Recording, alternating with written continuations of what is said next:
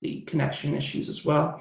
So just to repeat, je reconnais que je me trouve à Ottawa sur le territoire traditionnel non cédé de la nation algonquin Anishinaabe. Je sais aussi que des participants se joignent à nous virtuellement depuis de nombreux autres territoires et je reconnais l'apport historique continu des Premières Nations, des Inuits et des Métis à la grandeur du pays. The following presentation is going to be recorded and posted on the CSBBCS website for those who missed the session, or for those of you here who would like to go back and review it. I'm going to go over some of the program updates in this session. However, please visit our website at www.nsirc-csng.gc.ca for more complete information on all of our programs. This includes the Discovery Grants program, which has its own website with resource videos on how to apply and links to our outreach webinars on that topic. Also, we're going to leave hopefully a good amount of time for questions at the end. So you can put those in the chat. I'll address those at the end, and we can also open up the floor for spoken questions. I'm going to be presenting in English, mais veuillez poser vos questions dans la langue officielle de votre choix. All right, so first, just starting off with some updates on our Discovery Grants program. We're going to be conducting our competition year 2022 by teleconference this year. In the past, we have brought evaluation members into Ottawa to adjudicate the applications. However, due to the uncertainty of the COVID-19 pandemic, some internal considerations, we're moving to a new building in Ottawa in early 2022, so right around the time when our competition usually starts. And also due to the large amount of planning and preparation that goes into this competition, we decided to plan for a video conference competition this year. We just completed our competition year 2021 competition somewhat recently, and we did that by video conference. We feel that we achieved what we always are committed to achieving, which is a peer review process of the highest quality, including fairness and consistency between evaluating committees and across competition years. So we aim to replicate that achievement again this year. Tyler, if I can interrupt, your slide is on the red one. Oh, sorry. I think you've moved down to just a I have. Follow you along. There's a disconnect there. So this slide is just, again, talking about our competition year is going to be taking place via video conference. Also related to COVID-19, NSERC recognizes the impact that COVID-19 has had on researchers and their programs. So we have offered a one-year extension with funds for all active DG holders. That means if you are still receiving new funds as of April 1st, 2020, you will be offered this extension if it's not already been offered for you. So if your award end date isn't coming up for a while, don't be concerned that you haven't received the offer yet. You usually receive the offer in around the summer before you're set to reapply. So for example, if your award expires in 2024, you should receive the offer to accept an extension in the summer of 2020 or 2023. For those of you who are not receiving funds as of April 1st, 2020, but still had access to the use of residual funds, you should receive the option to extend the use of those funds for also an additional year. Also related to extension of fund or extension of grant extension with funds, we have some NSERC leave policies that you may or may not be aware of. So we are still on our primary caregivers pilot, which allows researchers who become primary caregivers either following birth or adoption and who are eligible for maternity or paternity leave but decline to take that leave, that you may be eligible for a 1-year grant extension with funds. So it used to be the case that you had to take a formal leave to get that extension. That is not the case currently. So, but grant holders who do plan to take family-related leave or medical leave may also be eligible for a grant extension with funds for up to 2 years. I think, I don't know how many students or postdoctoral fellows we have current with us today, but students and postdocs who are supported by NSERC are eligible and are eligible. They may receive up to 12 months of paid maternity or parental leave, and this leave supplement will be paid by NSERC. So just before I go into some of the other policy and program updates around discovery grants, I think it's worth just reminding you that the discovery grants are based off of 3 equally weighted criteria. So there's the excellence of the researcher, which is based on your accomplishments and on your contributions to both science and the research community. The merit of the proposal, which is an evaluation of a number of factors, including the feasibility and impact of your proposed research program, and contributions of HQP, or highly qualified personnel.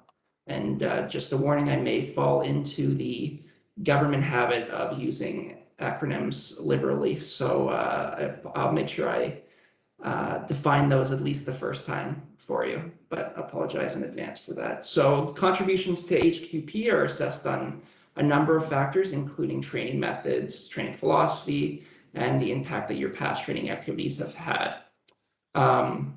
Just to let you know, the deadlines for the discovery grants are listed there on the screen. So August 2021 is when a notice of intent to apply is required, and you can apply through our research portal. An NOI is required by this date if you wish to submit a full application, so make sure you pay attention to that date. And the full application is due on November 1st, 2021, so this year. Make sure you consult your institution's internal deadlines, because while you'll fill out your application on our research portal, it will be submitted in conjunction with your institution, so their deadline may be before that November 1st date. So some of these program updates that I'm going to talk about are directly related to the 2 recommendations from the Canada Research Coordinating Committee. So for context, the Canadian Research Coordinating Committee has made recommendations to improve in certain areas, and the actions taken so far are highlighted in the report mentioned there, so the 2019 to 2020 progress report. And we are continuing to implement measures to strengthen equity, diversity, or inclusion, and inclusion in research. So EDI considerations, strengthen Indigenous self-determination, leadership and capacity in research and training, support early career researchers, increase engagement in interdisciplinary, international, high-risk, rapid response research, enhance interagency cooperation on the international front, and support Canada's research response to issues that came forth due to the COVID-19 pandemic. So the first of those listed items is strengthening. Oh, sorry, I keep not going forward. So there's those initiatives listed. The first listed one is related to EDI, equity, diversity, and inclusion, and a lot of the program implementation has been driven by the tri-agency equity, diversity, and inclusion action plan. So this plan has 2 main objectives. One is to create an equitable and inclusive access for all members in the research community, access to federal granting agencies and funding opportunities. And the other is to influence and facilitate the achievement of an inclusive and diverse and equitable post-secondary research landscape and a diverse and inclusive research culture in Canada. So the first of that, the first point, the fair access to tri-agency research support is on us, and we are implementing new data collection initiatives in order to do that in an appropriate way. So granting agencies are now asking for information about age, gender identity, Indigenous identity, identification as a person with disability, and identification as a visible minority. For some of the programs that I'll highlight in a moment, it becomes important to get that information directly from the applicants. And while our self-ID questionnaire is mandatory in order to apply to the Discovery Grants program, your identity is your own and you're under no obligation to share if you don't feel comfortable doing so. But again, if you do feel comfortable disclosing this type of information, this really helps us both develop programs and policies that will lead to equitable access to our programs, and also monitor those programs and policies to make sure that if there are points where we can do better, that we can identify those. So this helps us a lot. If you have applied in the last few years to any of our programs, you may have filled out one of these self-identification questionnaires. Just as an update, the questionnaire has been updated this year to include more gender options, some options for identifying sexual orientation, expanded options to identify what type of disability you might have if you identify as a person with a disability, and some identification around languages.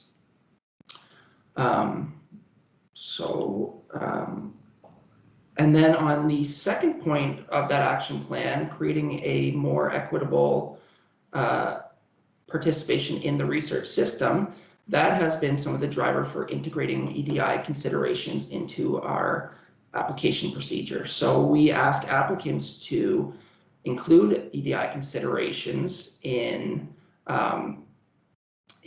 all aspects of the application. So for the excellence of researcher, we're going to ask applicants to describe past contributions to the promotion of EDI in the research in their research community, and these doing so can have an impact on your excellence of researcher rating. Our members and NSERC broadly value those as important services to the community, and so you should list those in your contributions on your CCV.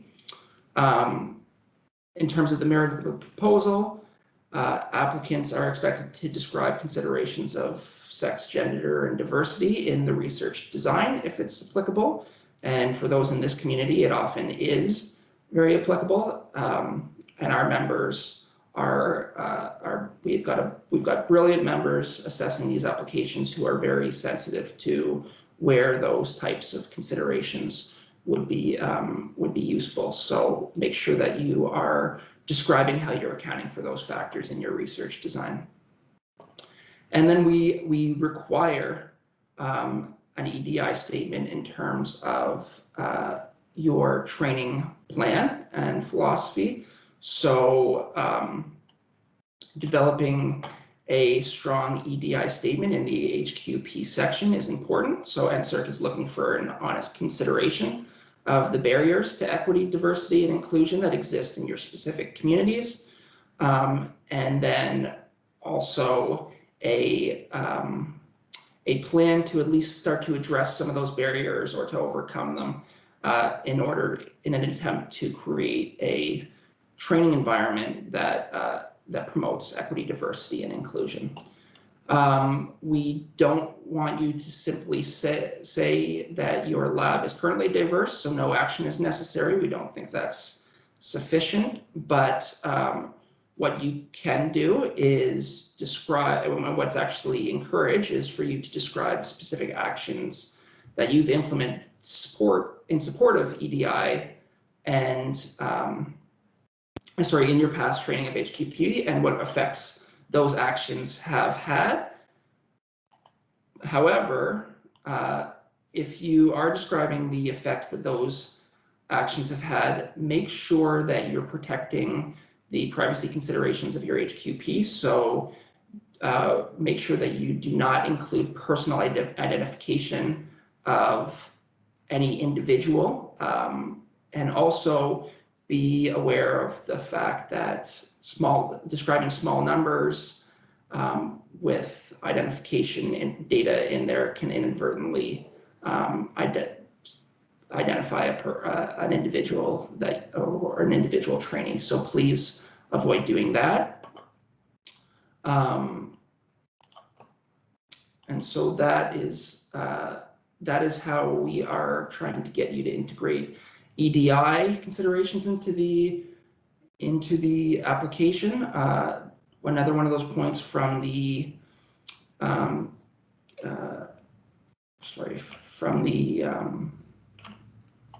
Canadian Research Coordinating Committee has been to support early career researchers generally. So there's a tri-agency or a federal granting agency, federal grant funding agency, an initiative to support early career researchers in a number of ways. So that includes the adoption of a tri-agency definition of early career researchers, harmonization of data collection reporting, balanced funding for ECRs, increased parental benefits, and new allocation of a number of Canada Research Chairs to emerging researchers. At NSERC specifically, and specifically with our Discovery Grants program, the early career researcher definition has changed over the last few years. So be aware that currently it's early career researchers are defined as those who have held independent academic positions for the last 5 years. And that window is, of course, adjusted for eligible delays in research and eligible leaves. So new as of last year and continuing into this year, all eligible leaves are credited as twice the amount of time taken. So for example, parental leaves are very much eligible leaves. If you took a 1-year parental leave, you would now be credited for 2 years. And so an early career researcher would be an applicant in that situation who has held an independent academic position for 7 years or less. We at NSERC are also devoting additional funds to supporting early career researchers. So that includes increases in our discovery grants for early career researchers, or ECRs, for equivalent funding bins between ECRs and established researchers, or ERs. ECRs get an extra $5,000 a year to support development of their research program and to get them to closer to a level an equitable funding level with established researchers.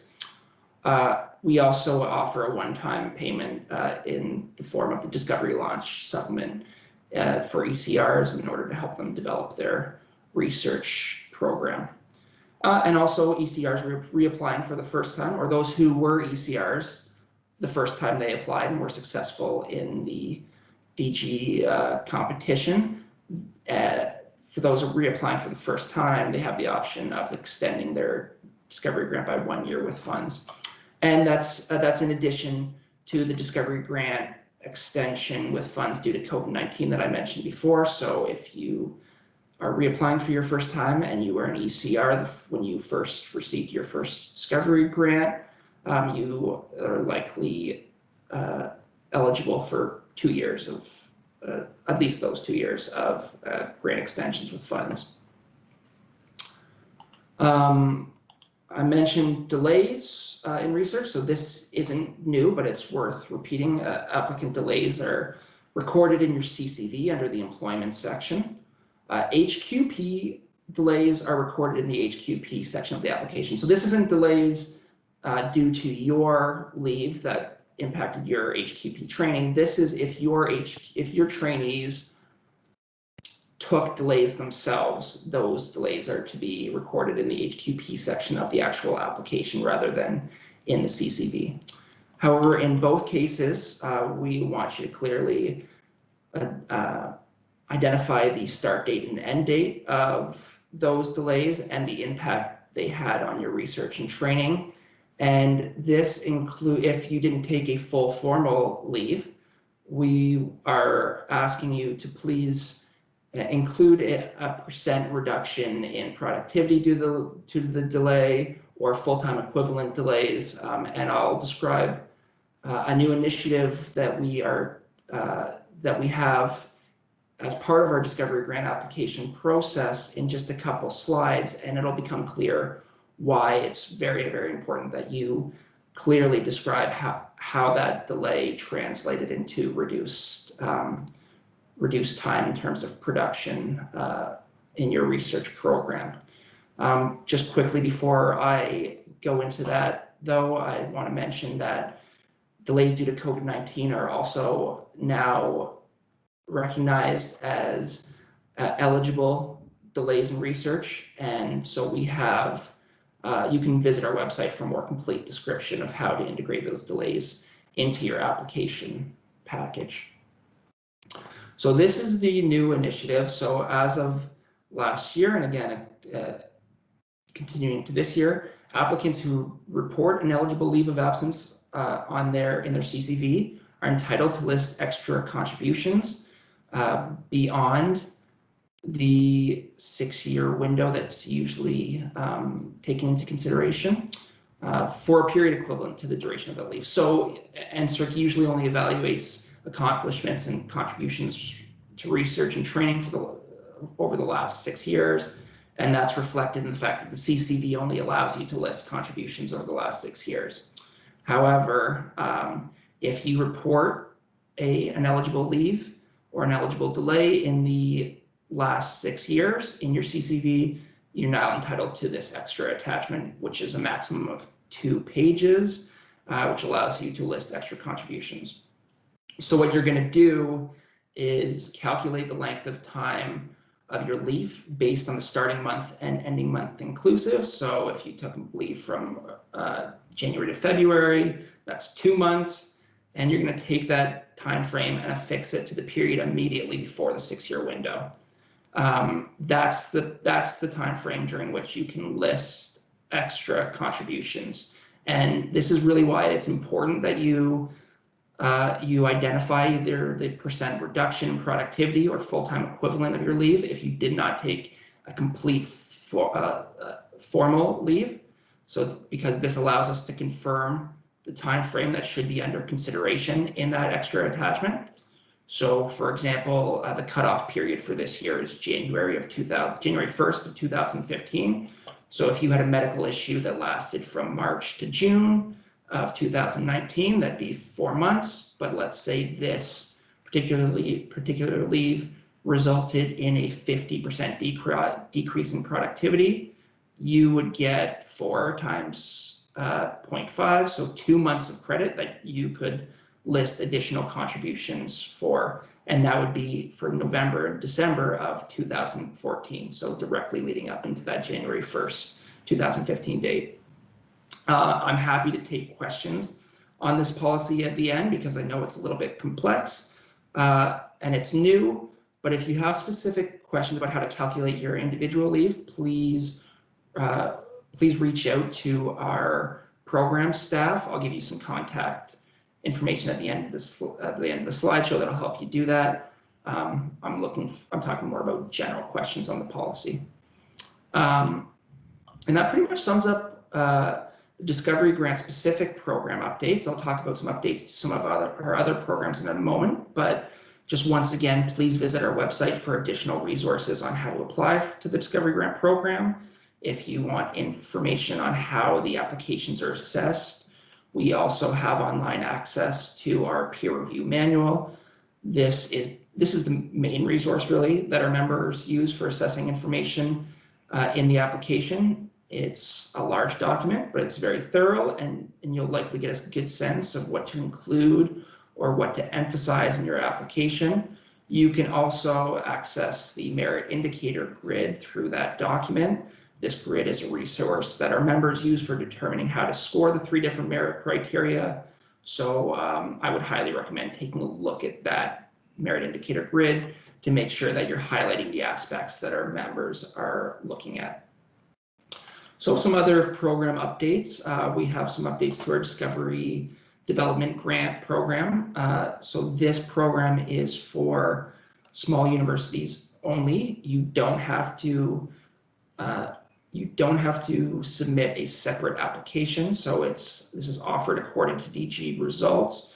So if you are from a researcher at a small institution and you don't quite you aren't quite successful in the DG competition, but you meet certain requirements, we offer $15,000 a year for 2 years to help develop that research program. New this year is you can now hold that twice throughout your career. You will need a letter of support from your university indicating what additional measures will be taken to support your research program. So that can be financial support, that can be released from ministerial or teaching duties. But if you are selected for this development grant, then we will need a letter of support from the institution. We also have, sorry about that, everyone. So that is our Discovery Development Grant program. We also have our Research Tools and Instruments grant. So the application deadline for that is October 25th, and the research portal will open in August for you to start filling out an application. Relatively new is the set of weighted criteria that are used to assess these applications. So those 3 weighted selection criteria are 1, the need, urgency, and suitability of equipment for the research programs. That's worth 40% of the final score. The merit of the research programs supported by the equipment and the excellence of the applicant. So that's another 40%. And the importance of the equipment for training of highly qualified personnel. So NSERC receives a lot of applications where it's difficult to reverse engineer the tax and exchange rates used by applicants. So we're including a template table now in the budget justification section, and that's for all applicants to indicate the tax rate, exchange rate, and totals used for their cost calculations. And NSERC is also removing the requirement for confirmation of financial contribution documents in the research portal. So applicants should still include details about the contributions in their budget justification sections, but you don't need to you're not required to attach an accompanying letter anymore. Applicants may still want to get these letters from contributors. It just doesn't need to be attached to the application anymore. And then we also have our Alliance program, which has replaced prior university partnership programs, and this program is really meant to facilitate more effective and stronger collaborations with a broader set of research partners. Those partnering organizations can be in the private sector, the public sector, not-for-profit sectors, and we feel that we've removed barriers and provided more flexibility in building these partnerships, and we're hoping that will effectively generate new knowledge and translate to accelerated application of research results for the benefit of Canadians. So if you're interested in those programs, I would contact that Alliance email listed there. And you can also find YouTube videos on how to prepare an Alliance application.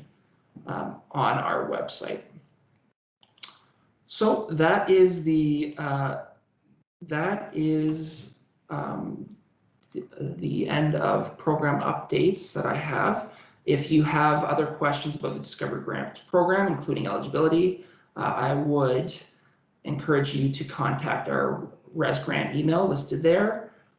And if you want to contact specific NSERC staff, the email convention that we have is usually first name dot last name at nsrc.csbccc.gc.ca. So for example, Skylar.Mooney.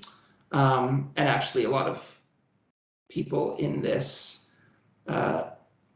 session will likely have applications coming through our biological systems and functions evaluation group, so you can contact me directly if you wish. Again, you will submit your Discovery Grant in collaboration with your institution, so make sure that you're in contact with your University Research Grants Office to know what their internal deadlines are for that. If you have questions on financial administration, we have our financial monitoring email, and we also have a great online services help desk. That's our web app email. And online we have contact lists for individual programs if you're interested.